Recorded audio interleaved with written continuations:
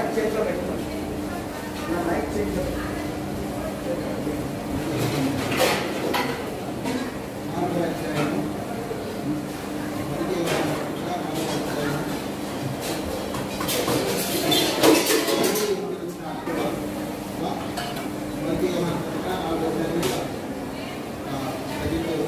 దేవుడు ప్రేమ స్వరూపే ఉన్నాడు. ప్రేమ గురించి ఉన్నవాడు దేవుని పిలుచుకున్నాడు.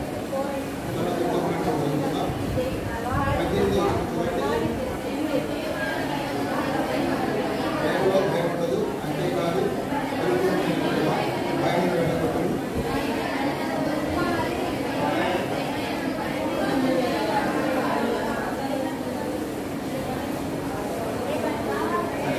ఈ భాగాలు ఏం తెలియజేస్తున్నాయి? వచనాలను జాగ్రత్తగా గమనించండి. ఒక విషయాన్ని తెలియజేస్తా ఉంది. ఏ విషయాన్ని తెలియజేస్తా ఉంది? ప్రేమని తెలియజేస్తున్నాయా? ఈ ప్రేమ అనేలాగే తెలియజేస్తున్నాయా? దేవుడు దేవుని యొక్క లక్షణాన్ని ఒక దాన్ని చూపిస్తా ఉంది. బైబిల్లో దేవుడికి చాలా పేర్లు ఉన్నాయి. ఏమేమి చెప్పండి? యేసు ప్రభు వారికి ఉన్నటువంటి గొప్ప, ఆయన చేసినటువంటి గొప్ప గొప్ప కార్యాల్లో ఆయన మనం రక్షకుడని పిలుస్తా ఉన్నాం. అనగా తన ప్రజలను వారి పాపముల నుండి ఆయన రక్షించడానికి ఆయన ఏం చెబుతాం? రక్షకుడు. ఇంకా ఏం చెప్తాం? ఆయనకి పాపుల స్నేహితుడు, మన దేవుడు పాపుల స్నేహితుడు. ఇంకా అద్భుత కళ్ళు, అద్భుత కార్యాలు చేసేవాడు, ఆలోచనకర్త, ఇంకా సమాధాన అధిపతి, తండ్రి. ఇలా చాలా పేర్లు ఉన్నాయి ప్రభు వారికి. యోహాన్ని చూపించాడు. యోహాన్ భక్తుడు మనం యోహాన్ సువార్త చూస్తే 1వ అధ్యాయంలో ప్రభు వారికి ఒక కొత్త పేరు పెట్టాడు. ఏం పెట్టాడు? లోక పాపములు మోసుకొని పోగు దేవుని. అది ముందు ఉపయోగించిన అంతమంది శిష్యులున్న ఆయన అంతమంది వెంబడించిన అంత భక్తులు రాసిన, పాప భక్తులు రాసిన, యోగ భక్తులు రాసిన, ఎంతమంది భక్తులు రాసిన ఆ మాట ఉపయోగించిన. యోహాను ఉపయోగించిన కొత్త మాట ఏంటంటే దేవుడు ప్రేమ ఉపయోగించాడు. లోక పాపములు మోసుకొని పోవు దేవుని ప్రభువారి గురించి ఆ కారణాన్ని ఆయన తెలియజేస్తూ వచ్చాడు. ఈ లోకంలో అందరి పాపాలు ఆయనే మోసుకొని వెళ్తానికి ఈ భూమికి వచ్చాడు అనేటువంటి విషయాన్ని రాశాడు. ఈ యోహాను భక్తునికి ఒక పేరు ఉంది. చెప్పండి, యోహాను భక్తునికి ఒక స్పెషల్ పేరు ఉంది. శ్రీలంకలో యోహాను భక్తునికి ఒక పేరు ఉన్నది. చెప్పండి. బాప్తిస్మిచ్చే యోహాను వేరు, శిష్యుడైన యోహాను వేరు. ఇక్కడ బైబిల్ చదువుతూ ఉన్నారు. ప్రశ్న చేసినప్పుడు అప్పుడే కాదు, రోజు కొద్ది బైబిల్ చదువుతుంటే చాలా విషయాలు నీకు తెలుస్తాయి. బాప్తిస్మిచ్చే యోహాను వేరు, శిష్యుడైన యోహాను వేరు. యోహానికి ఒక స్పెషల్ పేరు, చాలా ప్రాముఖ్యమైన పేరు. అది ఆయన యొక్క గొప్ప లక్షణాన్ని కూడా చూపిస్తాను. ఎవరైనా ఉన్నారు కదా, రోజు సండే స్కూల్లో వాక్యాలు వింటున్నారు, బైబిల్ చదువుతున్నారు, ఎన్నో గొప్ప గొప్ప విషయాలు మీరు చూస్తూ ఉంటారు. మాకంటే జ్ఞానం మీకే ఎక్కువ ఉంటుంది. ఎందుకంటే ఎందుకు ఈరోజు బైబిల్ చదువుతున్నారు కదా, చదవండి కదా, చదివితే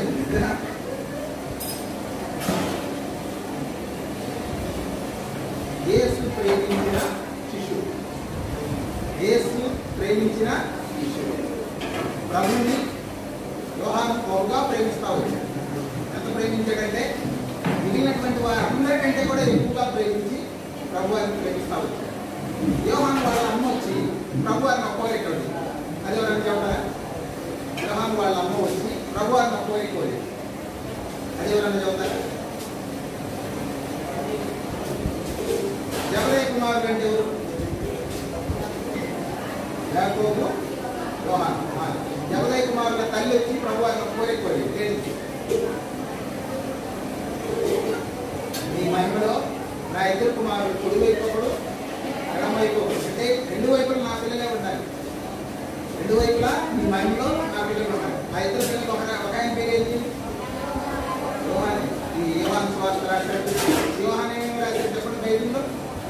యోహాను సువార్త, ఇంకా ప్రకటన గ్రంథం, 3 యోహాను పత్రిక. ఈ యొక్క యోహాను తల్లి కూడా మంచి విశ్వాసం, చాలా చాలా గొప్ప విశ్వాసం. ప్రభువారి దగ్గరికి వచ్చి అడిగింది చూడండి. మిగిలిన చాలా మంది చదువుతున్నారుగా, ఎవరైనా మాట అడిగారా? మంది తల్లులు ఉన్నారు. ఎంతో మంది బైబిల్లో తల్లులు చాలా మంది ఉన్నారు. ఏ తల్లి వచ్చి నా ఇద్దరు పిల్లలు ప్రభు నా ఇంట్లో ఉండాలి, కుడివైపు ఒకడు ఎడమవైపు అని అడిగిందా? అంటే యోహాను తల్లి ప్రభు వారిని ఏం చూస్తుంది? ఆయన మహిమని చూస్తూ వచ్చింది. ఆయనకు ఒక పరలోక రాజ్యం ఉందని, చనిపోయిన ప్రతివాడు అక్కడికి వెళ్తున్నాడని, అక్కడ ఆయన మహిమ గొప్పగా ఉంటుందని ఆ పరలోక రాజ్యంలో. అందుకని ఒకవైపు ఎలా ఒకడున్నది ఎవరు ఉండాలి? తండ్రినే ఉండాలి. రెండో వైపు కూడా ప్రభు వారి పర్మిషన్ ఇచ్చాడా? చెప్పండి, ఏమన్నాడు ప్రభు వారు? ఏమన్నాడు? అమ్మా నువ్వు అడిగావు బాగానే ఉంది, కానీ నా కుడి వైపున ఎడమ వైపున ఎవరు లేదు, నేను కాదు తండ్రి నిర్ణయిస్తాడని చెప్తాను. దానికి మిగిలిన శిష్యులందరూ ఏం చేశారు చెప్పండి? ఏం చేశారు? యోహాను వాళ్ళ అమ్మ వచ్చి ఆ మాట అడిగినప్పుడు మిగిలిన శిష్యులు ఏం చేశారు? బాధపడతా వచ్చారు. మీ ఇద్దరే అంత గొప్ప మహిమ చెప్తే మరి మేమందరం ఏం చేయాలి అని చెప్పేసి వాళ్ళు బాధపడతా వచ్చారు. కానీ బాధపడినా కూడా అక్కడ జరిగినటువంటి విషయం వాళ్ళ తల్లి ఎంతో గొప్ప విశ్వాసం, సామాన్య విశ్వాసం కాదు. అందుకనే ఆయన మహిమను, ఆయనకున్న గొప్ప రాజ్యాన్ని, పరలోక రాజ్యాన్ని, ఆ పరలోకంలో ఆయనకున్న మహిమను ఇవన్నీ చూస్తా వచ్చిందని అందుకని అలా అడుగుతా వచ్చారు. సరే, ఇప్పుడు మనం అటు ఈ యోహాను దేవుని ప్రేమ గురించి తెలియజేసినటువంటి ఈ భక్తులు మనం మత్తయి సువార్త, మార్కు, లూకా, యోహాను 4 పత్రికలు మనం చూడాలి. 4 సువార్త. ఈ 4 సువార్తల్లో దేవుని యొక్క ప్రేమను బహుగా తెలియజేసినటువంటి వాడు యోహాను. యోహాను తెలియజేసిన దేవుని ప్రేమ విషయాలు చెప్పండి. కొన్ని విషయాలు. దేవుడు ప్రేమమయుడు అనేటువంటి యాంగిల్లో యోహాను దేవుడు ప్రేమ కలిగిన వాడు. మిగిలిన వాడు యేసు ప్రభువారు లోకరక్షకుడని, క్రీస్తని, మెస్సియా అని ఇలా రకరకాలుగా చెప్పారు. లోక పాపం ముసుకుంటూ దేవుడు వెలుగులని ఇలా చెప్తా ఉంటారు. కానీ ఈ యోహాను భక్తుడు ప్రభువారిని కొత్త విషయాన్ని మనం పరిచయం చేస్తాం. అదే దేవుడు. ఇంకా మనం చదువుతాం, దేవుడు ప్రేమాస్వరుడు. దేవుడు ఎవరు? ప్రేమాస్వరుడు. ప్రేమ. దేవుడు అంటేనే ప్రేమ. ఇప్పుడు చూడండి, ఇప్పుడు మనం మన స్నేహితుల్ని ప్రేమిస్తాము, అదే మన శత్రువుని ప్రేమిస్తాము. మనం శత్రువుని ప్రేమిస్తాము. మనకి ఎవరైనా నష్టం చేస్తున్నారు అనుకోండి, రోజు స్కూల్లో మనం ఏడిపిస్తున్నారు అనుకోండి, ఎగతాలు చేస్తున్నారు, ఏడిపిస్తున్నారు, రకరకాలుగా చేస్తూ ఉన్నారు. వాళ్ళని ప్రేమిస్తూ ఉన్నారు. ప్రేమించాం కదా, వాళ్ళని కూడా నేను ప్రేమిస్తాను అని వచ్చేది ఎవరు ప్రేమిస్తాం? మనల్ని ప్రేమించే వాళ్ళని మనము ప్రేమిస్తాం, అంతే కదా. మనల్ని ఎవరైనా ద్వేషిస్తుంటే మనం ఏం చేస్తాం? వాళ్ళు ఏం చేస్తాం చెప్పండి? వాళ్ళు ఏం చేస్తాం? మనల్ని ఎవరైనా ద్వేషిస్తున్నారు వాళ్ళు ఏం చేస్తాం? మనం కూడా ద్వేషిస్తాం. కానీ లోక నీతది, మీరు ప్రేమించే వాళ్ళని ప్రేమిస్తే నువ్వు ఇంకా ఎక్కువ చేస్తుంది ఏం లేదు. ఈ లోకంలో ఉన్న నీతి అదే. ఒక ఆమె అట్టిచ్చింది అనుకో, ఆమెకి ఏమి ఇవ్వాలమ్మా? ఏమి ఇవ్వాలి? మన లోక సామెత ఉంది కదా, అట్టిచ్చిన ఆమెకి ఏమి ఇవ్వాలి? ఏం లేదు, అట్టున్నారు ఇవ్వాలి. అట్టిచ్చిన ఆమెకి ఏమి ఇవ్వాలి? మన బట్ట ఆమె ఇచ్చింది కాబట్టి మనం కూడా ఆమెకి ఏమి ఇస్తాము? ఇంకొక అట్టున్నారు ఇస్తాం, పట్టో అట్టున్నారో ఇస్తాం. అంటే ఆమె మనకు ప్రేమ చూపించి కాబట్టి మనం కూడా ఆమెకి ఏం చూపిస్తున్నాం? ప్రేమ చూపిస్తాం. దేవుని యేసు ప్రభువు మార్గం అలాంటిది కాదు. ఆయన ప్రేమించిన వారిని ప్రేమించాలి, ద్వేషించే వారిని, శత్రువుని ప్రేమించాలి. యేసు ప్రభు వారిని ద్వేషించే వాళ్ళని ప్రేమించినటువంటి చాలా సంగతులు మనకు బైబిల్లో. ఆయన ఈ లోక నీతిని దాటాడు. ఆయన నీతి లోక నీతి కాదు. ఈ లోకంలో ఆయన రాజ్యము, ఆయన పిల్లల యొక్క దేవుని నీతి అనేటువంటిది. కానీ ప్రభువారి నీతి అలా కాదు. ఒక వచనం చూసుకుందాం చూడండి, ఒక మాట చదువుతాం. లూకా సువార్త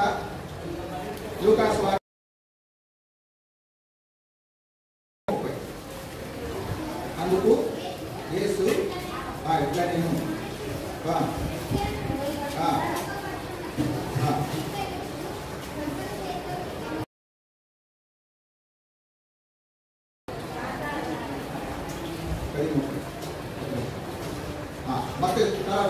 మత్తయి సువార్త 5:44. మత్తయి సువార్త 5:44.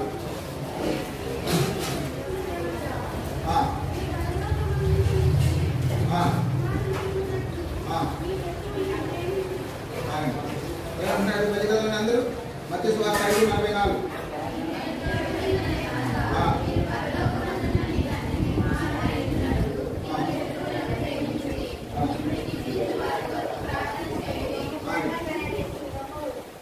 ఏది ఆ మాట అర్థమేంటి? ఆ మాట అర్థమేంటి? మీనింగ్ ఏంటి? ఆ మాట శత్రువులను ప్రేమించుడి అనే మాట మీనింగ్ ఏంటి? మిమ్మల్ని హింసించే వారి కొరకు ప్రార్థన చేయండి అంటే మాట అర్థం ఈ లోకం ఏం చెప్పింది? నిన్ను ద్వేషించేవాడిని నువ్వు కూడా, నిన్ను ప్రేమించేవాడిని నువ్వు కూడా. దేవుని నీతి ప్రభు అని చెబుతున్నాడు, అదే నా ప్రభు అని చెబుతుంది. అది కొత్త విషయాన్ని తెలియజేస్తాను. ఏంటి నా కొత్త విషయం? నీ శత్రువులను ప్రేమించుకుంటే, కానీ ప్రభు అని చెబుతుంది, నువ్వు ఎవరినైతే శత్రువుగా ప్రేమిస్తున్నావో వాడు ఏం చేయాలంట? ఏం చేయాలి? ప్రేమించాలి. అవునా? రోజు నేను ఒకడు బాగా బూతులు తిడుతున్నాడు, పడుతున్నాడు అనుకో, వాడు ఏం చేయాలి? నువ్వు ఏం చేయాలి? నుంచి ఏం చేయాలి? నువ్వు కూడా వాడిని ఎదురు బూతులు తెచ్చలే కదా. ఆ రాజ్యం స్థాపించడానికి రాల ప్రభువారి భూమి మీద స్థాపించింది పరిశుద్ధమైన రాజ్యం. దేవుడి రాజ్యంలో ఉండే ప్రతివాడు, పరలోకం వెళ్ళాలనుకున్న ప్రతివాడు, రక్షింపబడిన ప్రతివాడు తన శత్రువులను ఏం చేయాలి? ప్రేమించాలి. వారు దీన్ని బాధ పెట్టే వారి కొరకు ఏం చేయాలి? నువ్వు ప్రార్థన చేయాలి. వారి రక్షణ కొరకు వారు కూడా ప్రభావ మారేలాగా. ఇప్పుడు ఇంటి చుట్టుపక్కల నేను ఎవరు పలకలేకున్నా, అదే ఉంది నేను బాగా వాళ్ళు బాధ పెడుతున్నారు. అప్పుడు నువ్వేం చేయాలి? వాళ్ళందరి కొరకు ఏం చేయాలి? శిష్యులు ఏం చేశారు? ఒకసారి ఒక పట్టణంలోకి వెళ్ళిన తర్వాత ప్రభు వారి శిష్యుల్ని చేర్చుకోవాలి. ఆ పట్టణం వాళ్ళు ఏం చేశారు చెప్పండి? శిష్యులు ఏం చేశారు? ప్రభువారు మేమొస్తే మమ్మల్ని చేర్చుకోరా? ఆకాశం నుండి అగ్ని పంపించి ప్రభు ఇట్లా మొత్తాన్ని ఏం చేయమన్నారు? ఆకాశం నుండి అగ్ని దిగి వీళ్ళ మొత్తాన్ని ఏం చేయాలి? కాల్చేయి ప్రభు. అసలు నిన్నే చేర్చుకోకపోతే ఏంటి? నిన్ను నీ శిష్యులు మమ్మల్ని చేర్చుకోకపోతే ప్రభు ఏమన్నాడు? ఆకాశం నుండి అగ్ని రామన్నాడా? అన్నాడా? ప్రభువారు ప్రేమామై. లేదు అలా చేయదు. శత్రువుల కొరకు ప్రార్థించి, ఇప్పుడు ఎవరైనా పాపం చేస్తున్నారు వాళ్ళ కొరకు ప్రార్థించి, ఎవరైనా నేను హింసిస్తున్నారు వాళ్ళ కొరకు ప్రార్థించి. ఈ యవన కాలంలో నీతో పాటు చాలా మంది పిల్లలు ఉంటారు. వాళ్ళందరూ కూడా ఎక్కబడతాడు తిరుగుతూ ఉంటారు. బాయ్స్ ఎలా పట్టాలా తిరుగుతుంటారు, గర్ల్స్ ఎలా పట్టాలా తిరుగుతుంటారు. మనం స్కూల్స్లో చూస్తూ ఉంటాం. నేను కూడా లాస్ట్నే 10th క్లాస్ దాకా మా దగ్గర కూడా స్టూడెంట్స్ ఉంటా ఉంటారు. ఇప్పుడు పొద్దున మీకు స్టైల్లో వచ్చింది పాప పడవచ్చు, కానీ ఆ పాప ఎంతసేపు ఉండాలి? పాప పడుతుంది కానీ పాపం చేయకూడదు. ఆ పాపం ఎప్పుడు దాకా ఉండాలి అంటే, ఇప్పుడు భార్య భర్తలు ఇద్దరు గొడవ పడ్డారనుకో, వాళ్ళిద్దరు ఏం చేయాలి? సాయంత్రం లోపు రాజీ పడాలి. స్నేహితులు ఇద్దరు గొడవ పడ్డారనుకో, సాయంత్రం లోపు ఏం చేయాలి? వాళ్ళు రాజీ పడాలి. అంటే దేవుని నీతి అది, లోక నీతి అది కాదు. మా ఇంట్లో ఇక్కడ ఒక ఆయన చేస్తున్నాడు, 1 సంవత్సరం నుంచి వాళ్ళ భార్యతో ఆయన బాగడం.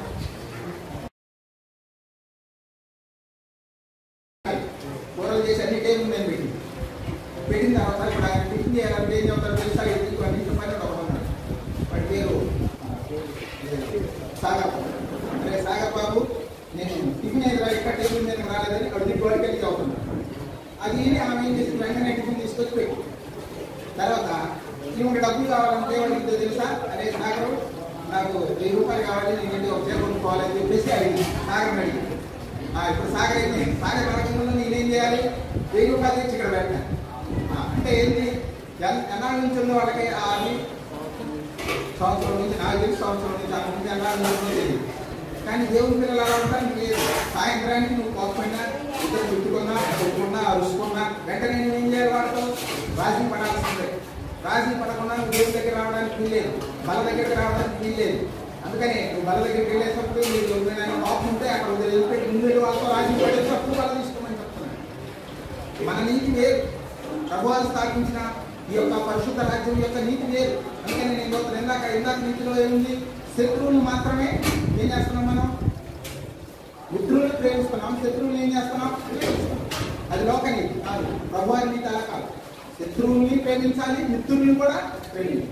ఇంకా అధికంగా ఎవరిని ప్రేమించాలి? శత్రువుల్ని ప్రేమించాలి. మనం ఎందుకు వాడు రోజు మనం చెప్తున్నాడు. ఇప్పుడు నేనే ఆఫీస్కి పోతున్నాను, రోజు మా స్కూల్ ఎట్లా చెప్తున్నాడు.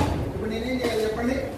ఎప్పుడు బయట నుంచి పడతాడో, నేను కాలు దిగితో నేను రోజు నన్నే చెప్తుంటాడు, 5 నిమిషాలు కూడా వచ్చుకోలేడు అని అన్నాను కదా. నేను అదే అనాల్సింది. ఇప్పుడు ఏమన్నాను మరి? నేను ఏమనాలి చెప్పండి? ఏమనాలి? ఆయన రక్షణ కొరకు ప్రార్థన చేయాలి. ఆయన మంచి మనసు ప్రభువా అని చెప్పేసి ప్రార్థన చేయాలి. నేను అక్కడ పెట్టింది అంతే. అందుకోసమే నేను అక్కడ పెట్టాడు. ఇప్పుడు నేనున్న స్థానంలో మీరు లేదు. ఇప్పుడు మీరు ఊళ్ళో ఉన్నారు, మా ఊరికి మొత్తం ఉండే లేదు. అక్కడ దేవుని విషయాలు తెలియజేయాల్సిన వాడు ఉండే. కాబట్టి మనల్ని ప్రేమించే వారిని ప్రేమించుకుంటాం, మనం ద్వేషించే వారిని కూడా మనం ఏం చేయాలి? ప్రేమించాలి. అదే ప్రభు ఈ భూమి మీద తీసుకొచ్చినటువంటి గొప్ప విషయం. ఇప్పుడు ఇంకొక మాట చూడండి, అదే యోహాను పత్రిక 4వ అధ్యాయము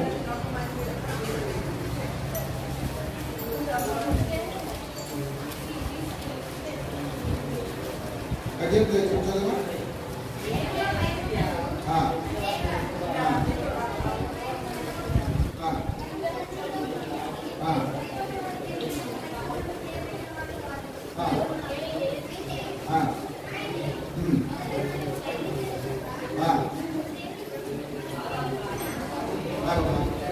దేవుడు మొదట మనల్ని ప్రేమించాడు, మనం దేవుడిని ప్రేమించామా? దేవుడే మనల్ని ప్రేమించాడా?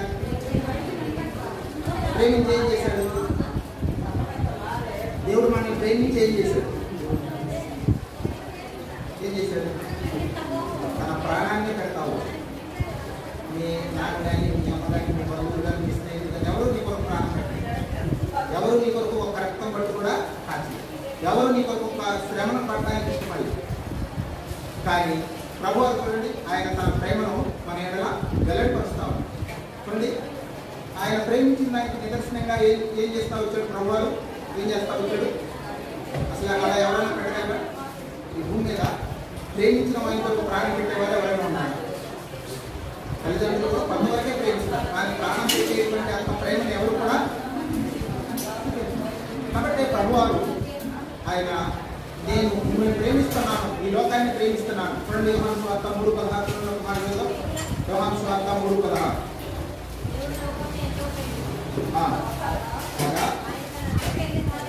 ఆయన తన తండ్రి కుమారునిగా పుట్టిన వాడిని యందు విశ్వాసం ప్రతివాడు నశింపక నిత్య జీవం పొందినప్పుడు దేవుడు లోకాన్ని ఏం చేశాడు? ప్రేమిస్తావు. ఎంత ప్రేమ? కొంచెం ప్రేమ, ప్రాణం పెట్టేటటువంటి ప్రేమ. ప్రాణం పెట్టేటువంటి ప్రేమ ఈ భూమి మీద ఉన్నటువంటి గొప్ప ప్రేమ ఏదైనా ఉందంటే చెప్పండి, ఏది గొప్ప ప్రేమ? తల్లిదండ్రుల ప్రేమ. తల్లిదండ్రులు మన మీద చూస్తూ ఉంటారు, అది గొప్ప ప్రేమగా కదా? తన బిడ్డలు ప్రేమించుకుంటా ఉంటారు ఎవరు వస్తుంది, అది గొప్ప ప్రేమ. చెప్పండి, నేను చాలా చూశాను. ఇలా ప్రేమించుకున్న తర్వాత పెళ్లి చేసుకొని ఆమె ఏదైనా అనారోగ్యం వస్తే విడిపోయారు. అంటే వాళ్ళ ప్రేమ ఒక 2-3 సంవత్సరాలే ఉంది. ఆ తర్వాత ఏమైపోయింది? ఆ ప్రేమ బాగా ఎవరి కాలంలో ప్రేమించుకున్నాం, ఇద్దరు మంచి మన ఇద్దరు పెళ్లి చేసుకున్నామని పెళ్లి చేసుకున్నాం. తర్వాత ఆమెకు ఒక అనారోగ్యం వచ్చిందండి. నేను ఒకసారి అష్టోకి చెప్పి చాలా కానీ నాకు మీరు కూడా ఆమెకు బాగా లేకపోతే ఇప్పుడు ప్రేమించాడు కదా, మరి ప్రేమించిన వాడు ఏం చేయాలి? ఆమె బాగా వదిలేసి వెళ్ళిపోయాడు. నేను ఏదో మామూలుగా ప్రేమించాను, అంతేగాని నువ్వు ఇట్లా హాస్పిటల్లో అనారోగ్యంతో ఉంటావని నేను ఎందుకు అనుకున్నాను? నీ డబ్బులన్నీ నీకు వస్తే నేను ఎందుకు ప్రేమిస్తున్నాను? కాబట్టి నేను నిన్ను ప్రేమించింది ఎందుకు? బాగుంటేనే ప్రేమిస్తాను. నువ్వు బాగుంటావనే ప్రేమించా, కానీ నీ డబ్బులన్నీ చూద్దానికి నేను నిన్ను ప్రేమించాల్సిన అవసరం లేదని వదిలేసాను. అది కావాల్సిన ప్రేమ. సరే, అమ్మా నాన్నల ప్రేమ ఎంతవరకు ఉంది? అమ్మా నాన్నల ప్రేమ నీ యవన కాలం వచ్చిందాకే నువ్వు ఒక ఉద్యోగంలోకి వెళ్ళావు, లేకపోతే కాస్త సెటిల్ అయిన తర్వాత ఇక వాళ్ళు నీ ప్రేమ, వాళ్ళ నేనేమన్నా వాళ్ళ ప్రేమ ఏం చేస్తూ ఉంటుంది? తగ్గుతూ ఉంటుంది. సరే, ఇప్పుడు మరి 3వ ప్రేమ ఏంటిది? దేవుని ప్రేమ. దేవుని ప్రేమ చూడండి, ఏమంటాడు భక్తుడు దావీదు? ఏమంటాడు? నా తల్లిదండ్రులు నన్ను విడిచినను యెహోవా నన్ను విడవడా, యెహోవా నన్ను చేరదీయు. నా తల్లిదండ్రులు నన్ను విడిచినను యెహోవా నన్ను చేరదీయు. తర్వాత ప్రభువారు చెప్తాను, ముడిని వచ్చే వరకు నేను ఎత్తుకున్న వాడిని నేనే. అంటే నీ బాల్యంలో ప్రేమించేవాడు ఉండొచ్చు, గ్రామంలో ప్రేమించేవాడు ఉండొచ్చు, కానీ నీ ముసలితనంలో నిన్ను ఎవరు ప్రేమించరు, అప్పుడు కూడా ప్రేమించేవాడిని నేనే. ముడిని వచ్చే వరకు నిన్ను ఎత్తుకున్న వాడిని నేనే. అంటే ప్రభు ప్రేమ నిన్ను చెట్టు వరకు ఆయన భద్రంగా తీసుకెళ్లేటువంటి ప్రేమనే ప్రభువారి ప్రేమ అంటారు. ఆ ప్రేమే ప్రభువారు మనకి చూపిస్తాము. ఆయన ఈ లోకాన్ని, దేవుడి లోకాన్ని ఎంతో ప్రేమించినది. దానికి ఈ లోకంలో ఏ ప్రేమనైనా తెచ్చిపెట్టు.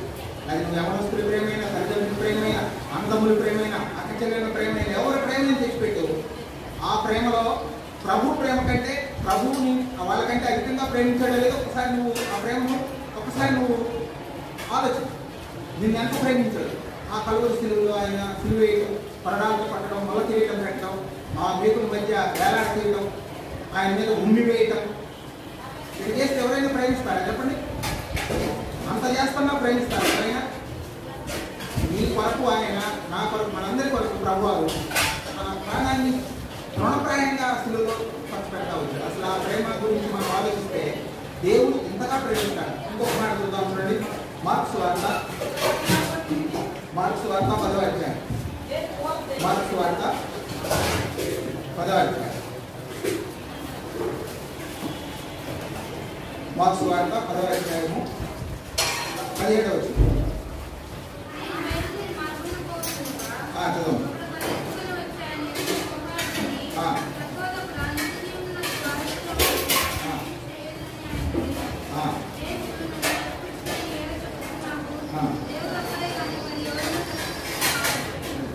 యేసు ప్రభు గారు మార్గం వెళ్తున్నాడు. ఒక యవనస్తుడు, ఇక్కడ యవనస్తుడు ఉంది, ఇంకో చోట ఆయన బాగా చదువుకున్న అధికారం ఉంది, చాలా గొప్పవాడైంది. వచ్చి ప్రభు గారి దగ్గర చూడండి, ఆయన బయలుదేరిపోతుండగా ఒకడు పరిగెత్తుకొని వచ్చి ఆయన ఎదుట మోకాళ్ళుని, సద్బోధకుడా, నిత్య జీవనకు వారసులకు నేనేం చేయవలను అని అడిగి యేసు చదువు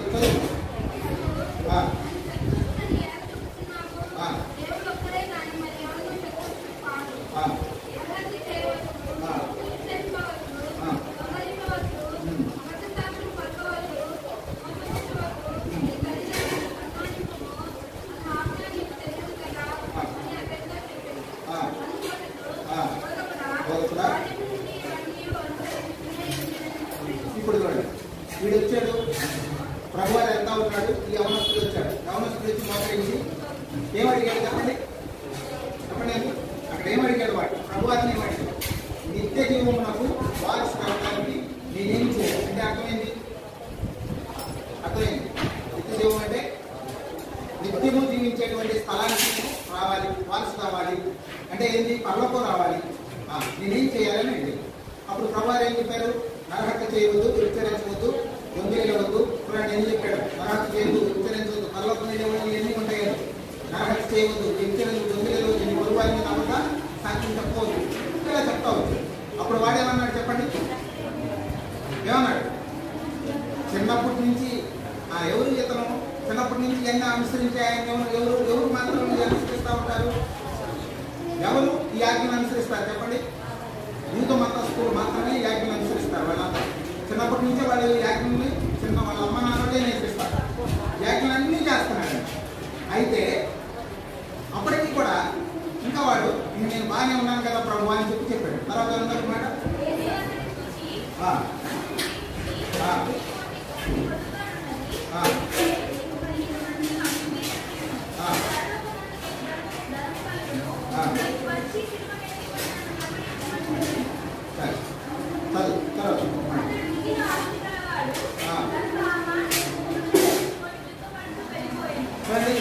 ఇక్కడ ఇతనికి పరలోకం వెళ్ళడానికి ఉన్నటువంటి లక్షణాలన్నీ ఉన్నాయా లేవా? లేవా? అరాజు చేయట్లా, విచారించట్లా, దొంగతనం చేయట్లా, ఎవరి మీద అబద్ధ సాక్షి చెప్పట్లా, అందరితో ఎంతో పరిశుద్ధంగానే జీవిస్తాడు. అయితే ఇంకా అతను పరలోకం పోవడానికి ఒకటి కొదువుతా ఉంది. ప్రభు అతని స్వరంలోనే అతని కొదువ, అతని లోపం కనబడతా వచ్చింది. ఆ లోపం ఏంటంటే అతను ఆస్తిని ప్రేమిస్తా ఉంటాడు. ప్రభు వారు మరి నీళ్ళు చూసి తెలివి కనపడుతుంది. ప్రభు వారికి చెప్పండి, నీళ్ళు చూసి తెలివి కనపడుతుంది. మామూలు పై నుంచి కింద చూసాడంటే ఒక్కసారే చూస్తున్నాయని. అతను ముందు ఎప్పుడు చూడాల ప్రభు వారిని ఈ యవనస్తుని ప్రభు వారు ఎప్పుడు చూడాల. ఇది ఆశ్చర్యమైన విషయం ఏంటంటే అది మొదటిసారి వాళ్ళిద్దరి మధ్య ప్రభు వారికి ఆయనకు మధ్య కలిసిన స్థలం అది. ఒక్కసారి అతను చూశాడు. అతనిలో ఆస్తి అతనికి ఎక్కువ ఉందని ఎక్కడ తెలుస్తుందా మా ప్రభుకి? ఎలా తెలుస్తుంది ప్రభుకి? మనుషుల గురించి మనం ఎవరికి సాక్ష్యము ప్రభు వారికి చెప్పనవసరము లేదు. మనిషిని ఆంతర్యం ఎరిగినవాడు. మనం చూస్తే చాలు మన లోపాన్ని అయినా చెప్పండి. చూసి ఏం చేశాడు? ఒకటి కొడుకు గురించి పరలోకం పోవాలంటే నీ ఆస్తిని విడిచిపెట్టి ఏం చెప్పాడు? నన్ను వెంబడించమన్నాడు. వాడేం చేశాడు చెప్పండి? ఆ వ్యక్తి ఏం చేశాడు? ఈ మాటకి ముఖము చిన్నపుచ్చుకొని దుఃఖపట్టుకుని వెళ్ళిపోయాడు. ఆస్తి అంటే ప్రభు కంటే ఎక్కువ దేన్ని ప్రేమిస్తున్నాడు? మనం కూడా అయితే ప్రభుని ఒప్పుకోవడానికి ఇష్టపడతాం, కానీ మనకున్న అలవాటును ఒప్పుకోవడానికి ఇష్టపడం, మనకున్న అలవాటును ఒప్పుకోవడానికి ఇష్టపడం. ఈ యవనస్తుడు కూడా పరలోకంగా అనుకుంటున్నాడు. గొప్ప విషయాలు అతను ఎంతో నమ్మకంగా ఉంటా ఉన్నాడు. అయితే అతనిలో లేని లోపం ఏంటంటే అతను విడిచిపెట్టుకోలేని ఒక స్వభావం అతనిలో. అదేంటంటే ఏంటంటే ఆస్తిని ప్రేమిస్తావు. ఏమనుకున్నాడు, అది చిన్నదే కదా, నేను నేనేది చేస్తాను, ఈ చిన్నదాంట్లో నేను పరలోకం ఎందుకు పోను అనుకున్నాను. కాబట్టి ప్రభువు ఎప్పుడు మనల్ని చూసినా మనలో లోపాలు ఖచ్చితంగా ఆయన తెలియజేస్తా ఉంటాడు. అందుకని చూడు, మనం బయటకు పొద్దున్న చదువుతుంటే, ఇప్పుడు ఫర్ ఎగ్జాంపుల్ నేను నిన్న ఎవరితోనైనా గొడవ పడ్డాను అనుకో, పొద్దున్న బైబిల్ చేస్తుంటే నీ శత్రువులను ప్రేమించము, నేను హింసించు వారి కొరకు ప్రార్థన చేయమని వచ్చింది కాదు. సరే ఇక్కడ ఏంది ఇలా వచ్చింది అని చెప్పేసి అనుకోండి. అంటే ఏంటి, తర్వాత మళ్ళీ క్యాలెండర్లోకి వెళ్ళి బయటకు వెళ్ళేటప్పుడు క్యాలెండర్లో నేను చదువుకొని ప్రార్థన చేసుకునేస్తాగా మీరేం చేయాలి, ఆ పని చేయాలా, సరే నేను చేస్తాను ఆ పని. బయటకు వెళ్ళాలంటే ఏం చేయాలి, ఖచ్చితంగా నేను క్యాలెండర్ దగ్గరికి వెళ్ళాలి, ఆ రోజు వాక్యం చదువుకోవాలి, అప్పుడు బయటకు వెళ్ళాలి. సరే అక్కడికి వెళ్ళి చూస్తే అక్కడ వాక్యం వచ్చింది. ఇప్పుడు ఏం చేయాలి చెప్పండి. ఇప్పుడు దేవుడు నాతో ఏం మాట్లాడుతున్నాడు, నా లోపాన్ని చూపిస్తా ఉన్నాడు. దేవుడు మనుషులాగా నీలాగా నాలాగా గతంలోతో మాట్లాడతావు, తెలుసలేదు. దేవుడు చాలా విధాలుగా మాట్లాడతాడు, పరిస్థితులను బట్టి మాట్లాడతాడు. యోగుతో ఎలా మాట్లాడాడు, యోగుతో ఎలా మాట్లాడు, సుడిగాలిలో నుండి యోగుతో ఎలా మాట్లాడేదాన్ని, దేంతో మాట్లాడాడట, సుడిగాలి తిరుగుతున్నాడట, దాంట్లో యోగుతో మాట్లాడుతున్నాడు. యోగు అక్కడ బయట కూర్చొని ఉన్నాడు. మామూలుగా ఏం ప్రవక్తలు మంత్రులా బైబుల్ లేదు, ఏం లేదు అక్కడ. సుడిగాలి గుండ్రం మీద ఉంటుంది, సుడిగాలిలో నుంచి ప్రభు మాట్లాడతాడు. కాబట్టి దేవుడు ఎలా అయినా మాట్లాడతాడు. మన లోపాన్ని చూపించాలంటే ఎలా అయినా ఆయనకి ఎలా మార్గంలో చూపించమని ఏం లేదు. నేను బైబుల్ మూసేసి కూర్చుంటే నా లోపం చూపించుకుంటాను అనుకున్నాడు, నేను పంపిస్తాడు. అది పౌరుని పంపిస్తాడు. పౌరుని పంపించి అన్న నాకు రాత్రి వాక్యం వచ్చిందని నేను ఏ విషయంలో బలహీన నా విషయమే చదువుతా ఉంటాను. కాబట్టి దేవుడు ఏ విధంగా మనతో మాట్లాడాడు. ఇప్పుడు సరే ఇక్కడ మీరు వచ్చిన మనం గమనిస్తే దేవుడు ఎవరు, ప్రేమ స్వరూపి. ఈ విషయాలన్నీ యోహాను భక్తుడు ఆయన రొమ్మున అనుకునేటువంటి శిష్యుడు యోహాను భక్తుడు. ఆయన ప్రేమాస్వరూపి, ఆయన ప్రేమాస్వరూపి. నువ్వు ఎంత ఘోర పాపమైనా సరే, అది నువ్వు ఎంత పెద్ద పాపం చేసినా ఆయన నిన్ను క్షమించడానికి సిద్ధంగా ఉన్నాడు. ఆయన ప్రేమాస్వరూపి అనేటువంటి విషయాలు ఈ యోహాను భక్తుడు మనకు చూపిస్తా ఉన్నాడు. తర్వాత చూడండి, మీకు ఒక వ్యక్తిని చూపిస్తాను చూడండి. నేను మాట్లాడుతున్నాను చూడండి. మత్తయి సువార్త 14. మత్తయి సువార్త 14.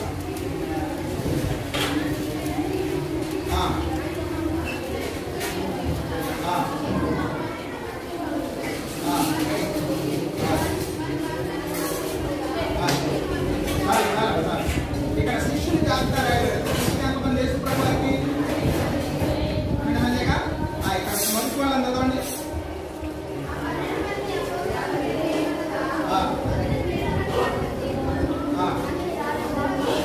అంద్రియా, జబదయి కుమారుడు యాకోబు, అతని సహోదరుడైన యోహాను, ఇలా రాయబడతా వచ్చింది. ఆఖరి పేరు ఎవరితుందో చూడండి ఒకసారి. ఇస్కరియోతు యోధ. ఇతని పేరు ఎందుకు ఆఖరిలో రాశాడు, ఇతని పేరు ఎందుకు ఆఖరిలో రాశాడు. మిగిలిన వాళ్ళంతా పైరాయిట్, ఈయన పేరు మాత్రం ఎప్పుడు ఆఖరిలో రాస్తారు. మీరు శిష్యుల పేర్లు ఎక్కడ చూసినా సరే ఇంకొక ఆటం కూడా చూపిస్తాను చూడండి. మార్క్స్ వార్త 3:18. మార్క్స్ వార్త 3:18. లాస్ట్ పేరు చూడండి అక్కడ కూడా.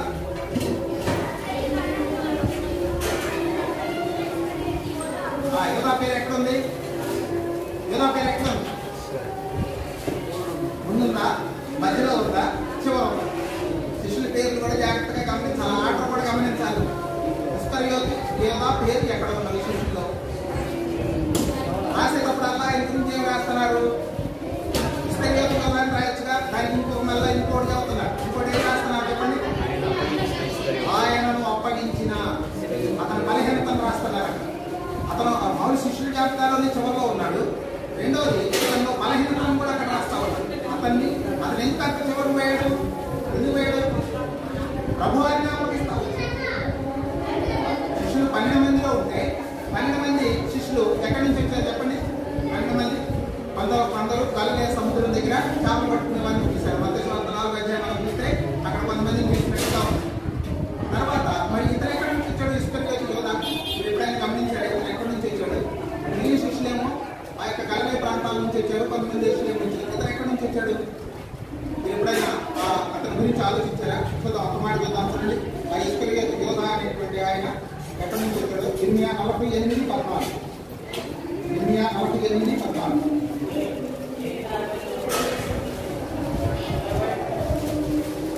చదువు